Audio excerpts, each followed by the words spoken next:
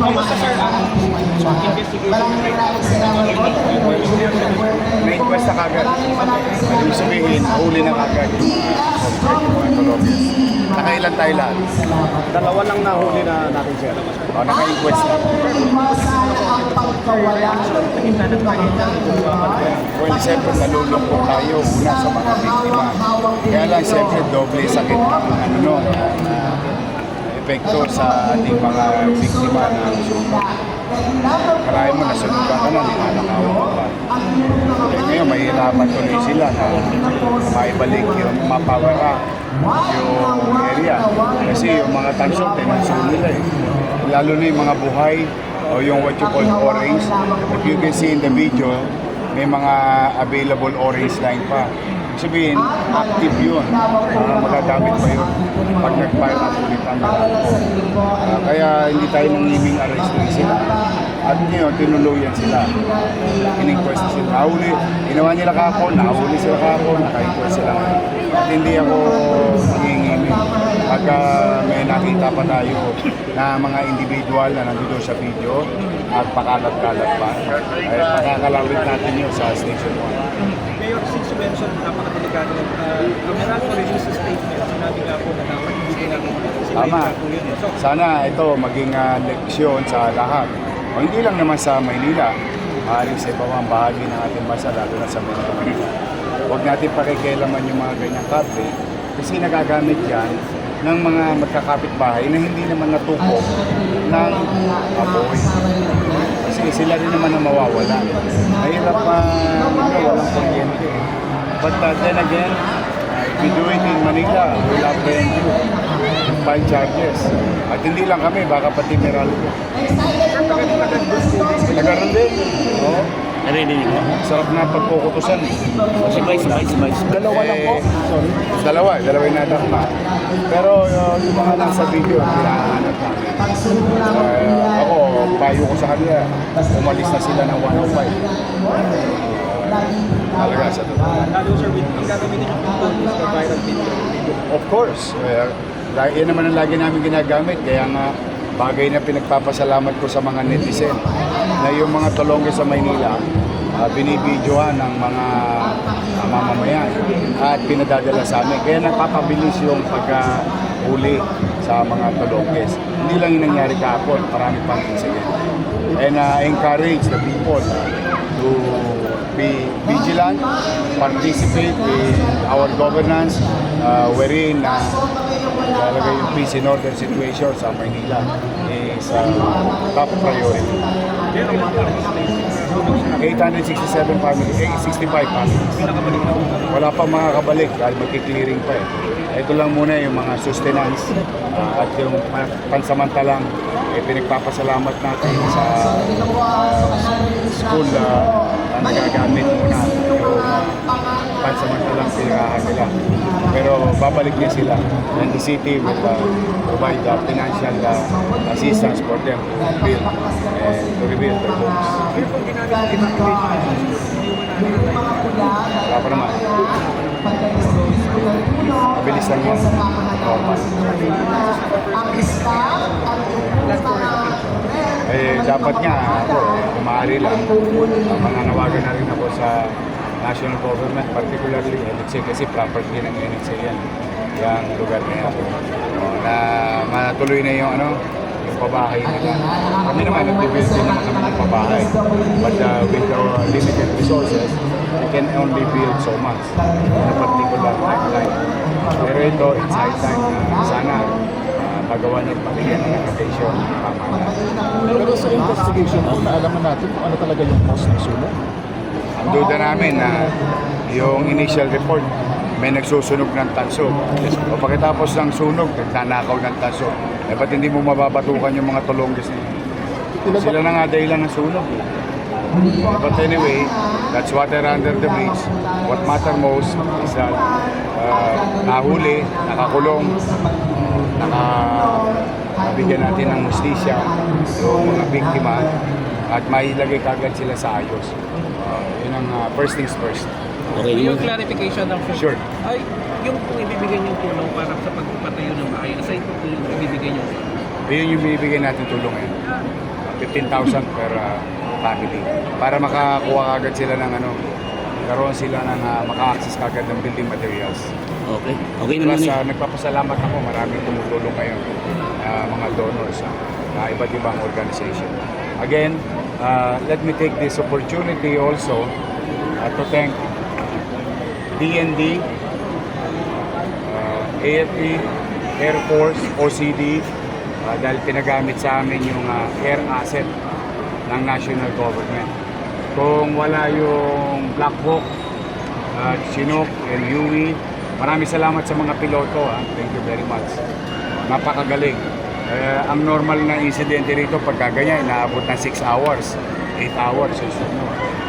Because of that, mabilis na namatay yung apoy dahil sa tulong ng Armed Forces of the Philippines, Air Force, DND, and OCD. Thank you very much sa kanila. Particularly sa mga piloto. Thank you. Okay na muna. Oh, kayo nang bahala. Ng lungsod ng Maynila, palapakan po natin Yorme Isko Moreno!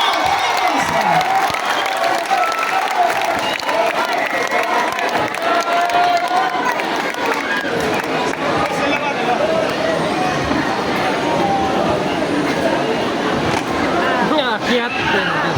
Akyat mo si Arwen. Ayan na.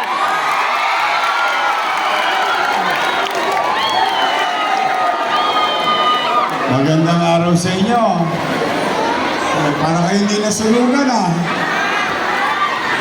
kami ni Vice Mayor si Atienza at ang inyong mga kusihal na nandito.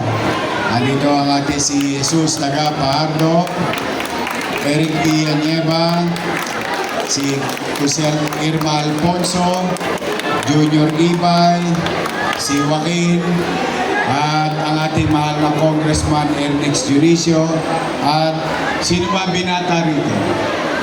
Sino ang binata? May binata ba? Ay, isa lang.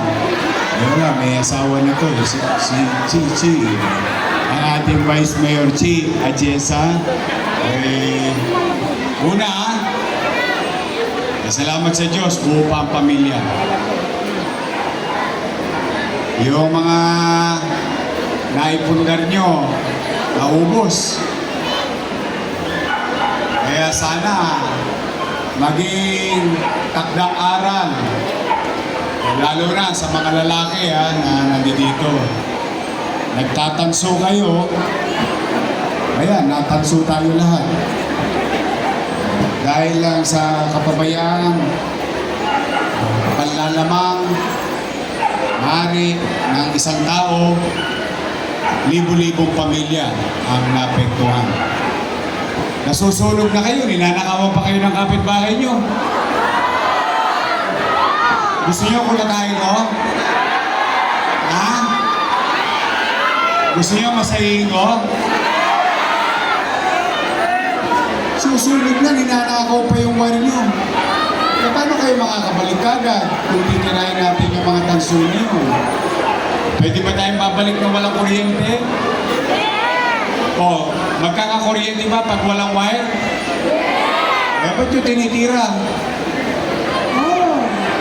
Tayo rin. Tayo rin ang nawalan.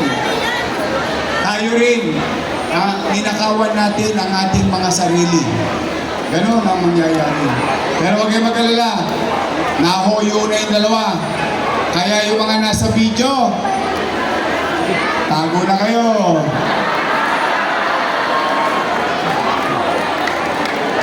Sige. Tingnan natin ito yung mga nanay, mga tatay. Gusto nyo bang ikulong ko yung mga nagnakaw ng wire sa inyo? Nasa kamay ng gusto? Diba? Ang hirap na nga ng buhay natin. Diba? Hindi nga natin alam kung kailan tayo makaka-recover. Yung pagbalik lang na maging maayos tayo, may kuryente ulit, kahit pa paano may electric pan si Bunso, yung nanay ko, yung tatay ko, may edad na. Yun ang kailangan nyo isipin mga kabataan Hindi piyesta pag may sunog. Kaya sana maging aral yan. Pero salamat sa Diyos. At least buhay tayong lahat. Tama ba? Parang gusto nyo ulit makakita ng helicopter, ah. Ang sosyal ninyo, ang bombero ninyo, helicopter. Pero kundi dahil sa Department of Defense, sa Armed Forces of the Philippines, sa Office of Civil Defense, at sa Air Force, malamang naubos tayo lahat dun. Tama ba? Mas mabilis sa patay, hindi na lumaki. Hindi na natin nadama yung iba nating kapitbahay. Palakpakan natin sila.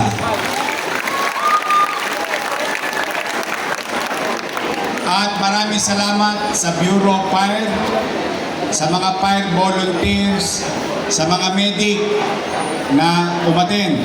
Palakpakan natin sila. Doon man lang sa palakpak natin, maipakita natin yung pasasalamat natin sa effort nila. Sa lahat ng tumulong, palakpakan natin sila. O ngayon, merong hinanda ang national government. Nakita nyo to. Sa DSWD yan. Galing sa kanila yan. Yung karton, chicha. Yung box sa plastic, paglulutuan ng chichichay natin. Meron kayong kaldero, huwag nyo nang aluminumin yung ano, ha. Hindi talaga kayo makakalusot sa akin, eh. Pare-parehas naman tayo ng buhay ng araw, eh. Meron kayong kaldero, kawali, pinggan, baso, kutsara, tinidor. Handog ng DSWD sa akin. Model siguro. Magkano kilo aluminum ngayon? Yan lang.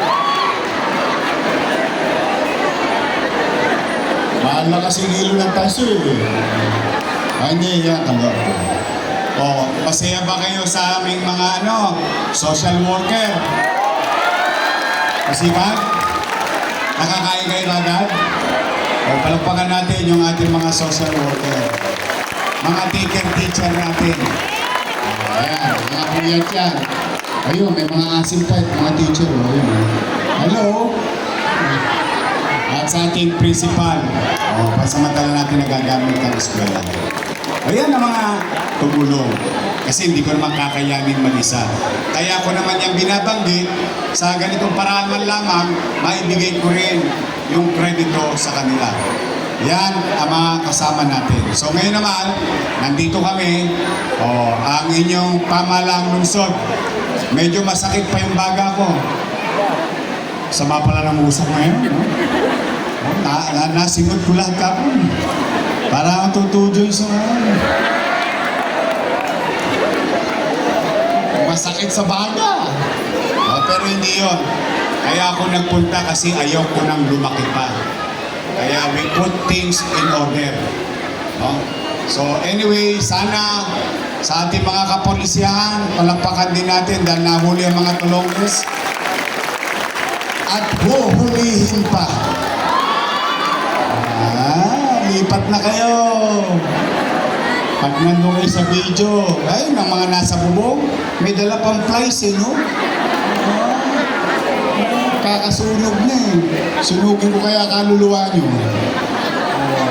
Anyway, magbago na kayo. But anyway, nandito kami ng inyong pamahalang lungsod. 865 families. Para makabili kagad kayo ng 2x2. Gusto niyo ba bumili ng 2x2? Ipalo nyo sa tulongges, ha? Yero. Plywood. Gamit. Panti. Wala na lahat, eh, no? Kompleto na. Sunog na. Hindi. Pinasasaya ko lang kayo. Pero sa totoo, yun naman talaga ang totoo. Naubos lahat. Bawat isang pamilya tatanggap ng galing sa siyudad ng Maynila 15,000 pesos.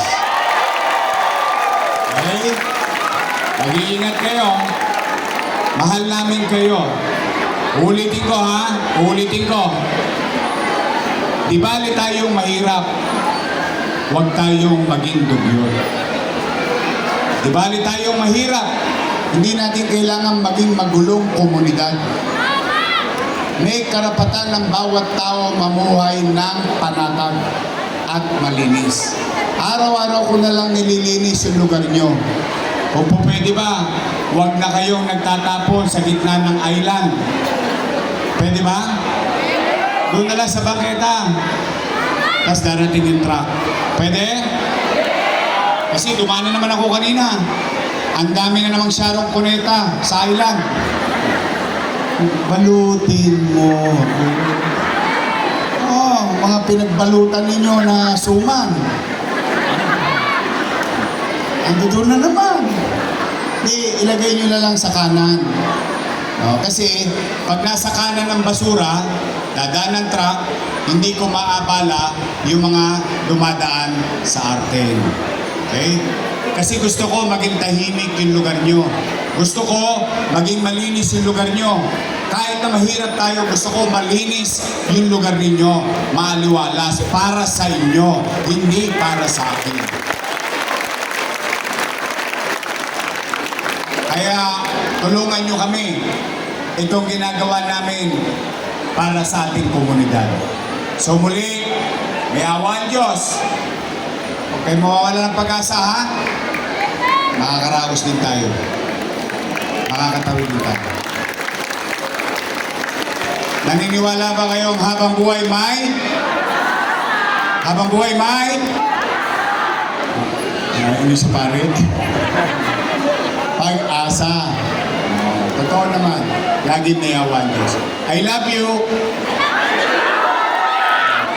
Yung mga lolo't lola ko, nanay tatay ko, senior citizen, taas ang kamay. Oh, malapit na. Ensure nyo. Malapit na yung gatas nyo. Tatapusin ko na yun. Oh, mag-iingat kayo, ha? Oh, sabay-sabay tayo. Manila! God first! God first. Thank you.